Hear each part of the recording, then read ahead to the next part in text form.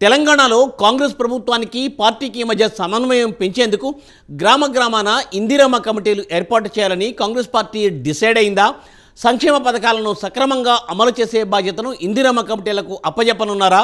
గాంధీ భవన్లో పిసిసి అధ్యక్షుడు రేవంత్ రెడ్డి నేతృత్వంలో జరిగిన విస్తృత స్థాయి సమావేశంలో పలు కీలక నిర్ణయాలను తీసుకున్నారా? నామినేటెడ్ పదవుల భర్తీపై చర్చ, క్షేత్రస్థాయి పర్యటనల షెడ్యూల్ను కూడా ఖరారు చేశారా?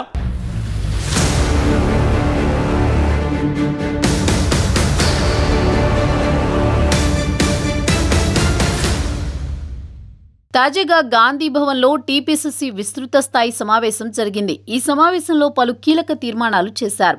ఏఐసీసీ తెలంగాణ ఇన్ఛార్జ్ దీపాదాస్ మున్షీకి అభినందనలు తెలుపుతూ తీర్మానం చేశారు. తెలంగాణలో కాంగ్రెస్ను అధికారంలోకి తీసుకొచ్చేందుకు ఎంతో సమన్వయంతో పనిచేసిన మాణిక్రావు ఠాక్రేని అభినందిస్తూ సమావేశంలో మరో తీర్మానం జరిగింది. రాబోయే లోక్సభ ఎన్నికల్లో తెలంగాణ నుంచి పార్టీ అగ్రనేత సోనియా గాంధీ పోటీ చేయాలని ఏకగ్రీవ తీర్మానం చేశారు.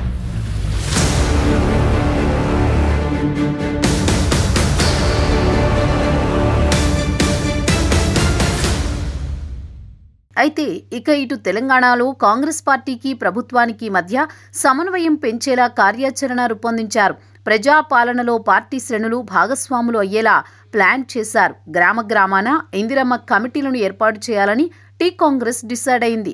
ప్రభుత్వ అభివృద్ధి కార్యక్రమాలు, సంక్షేమ పథకాలు అర్హులకు దక్కేలా ఈ ఇందిరమ్మ కమిటీలు క్రియాశీలకంగా పనిచేయనున్నాయి. అదే సమయంలో విపక్షాల విమర్శలను ధీటుగా తిప్పికొట్టేలా వీరికి శిక్షణ ఇవ్వనున్నట్లు వార్తలొస్తున్నాయి.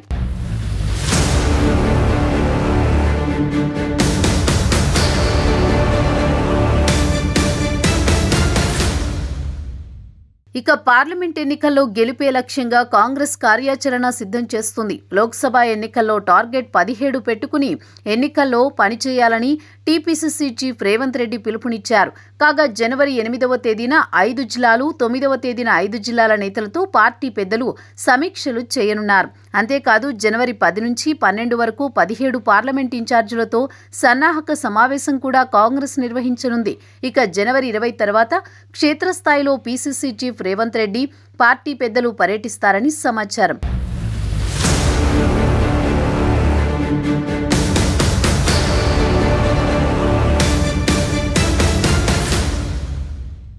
ఇప్పటి వరకు కాంగ్రెస్ పార్టీలో క్రియాశీలకంగా పనిచేసిన కార్యకర్తలకు తగు పదవులు ఇచ్చేందుకు ఏఐసీసీ సెక్రటరీలు లిస్టు తయారు చేస్తున్నారట.